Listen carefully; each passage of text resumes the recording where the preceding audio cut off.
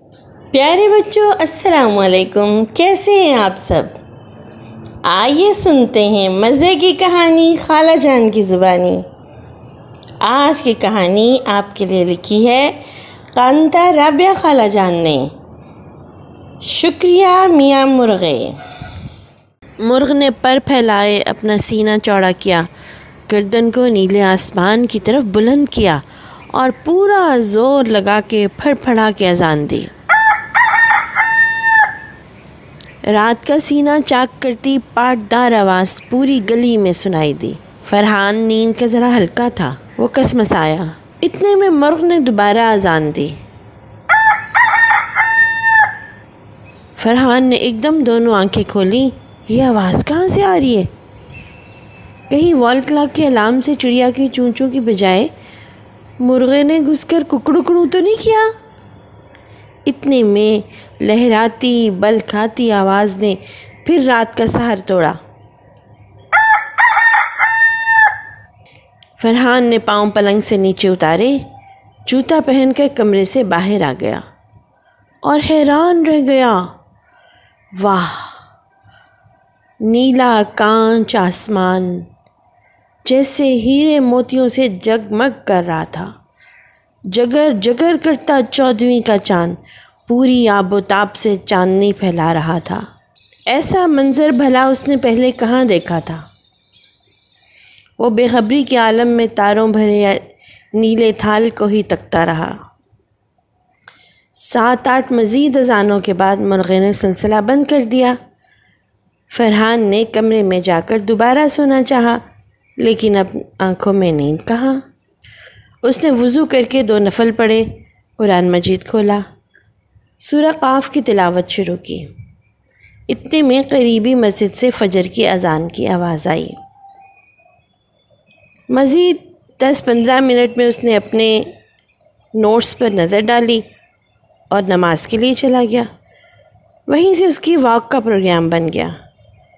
سرسبز درختوں، نرم نم ریشم جیسی گھاس اور شبنم کے قطروں پہ سے گزرتے ہوئے اس کے جسم میں ایک نئی تازگی اور توانائی بھر گئی۔ سورج نے سر نکال کر زمین پر بسنے والوں کو دیکھا تو فرحان واپس آ رہا تھا۔ بس 25 منٹ کے بعد وہ مین گیٹ سے اندر داخل ہوا تو سب حیران پریشان بیٹھے تھے۔ کہاں گئے تھے اتنی صبح؟ بتا کر کیوں نہیں گئے؟ طرح طرح کے سوال۔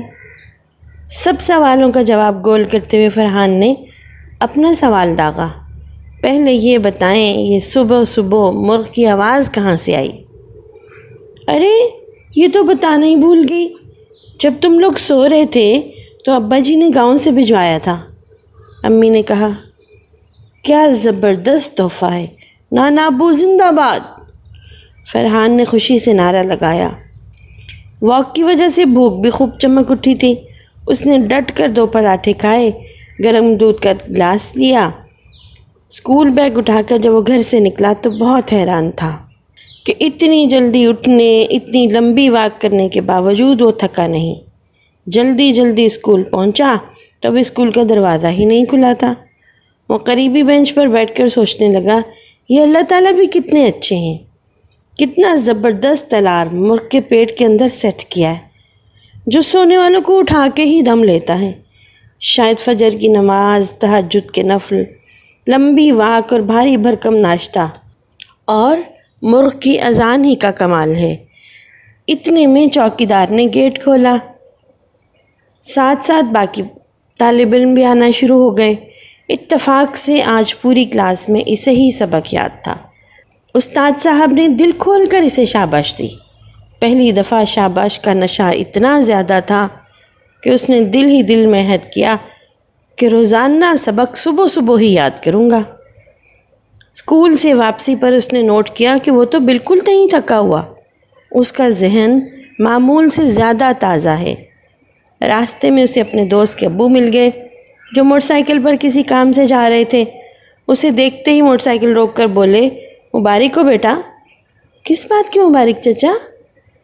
وہ حیران ہو کر بولا، ارے تمہیں نہیں پتا جس کمپنی میں تمہارے ابو کام کرتے ہیں انہوں نے حج کے لیے تمہارے ابو کا نام منتخب کیا ہے۔ ساتھ میں ایک نئی موٹر سائیکل بھی انعام میں دی ہے۔ اللہ تیرا شکر ہے۔ فرحان نے بے اختیار شکرانے کا سانس لیا۔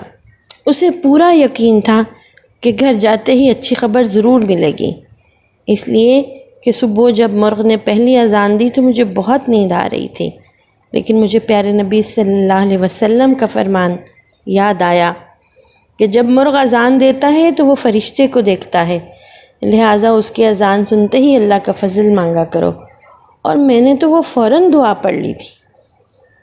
جب فرحان نے اللہ سے فضل مانگا تو اللہ کیسے نہ دیتا؟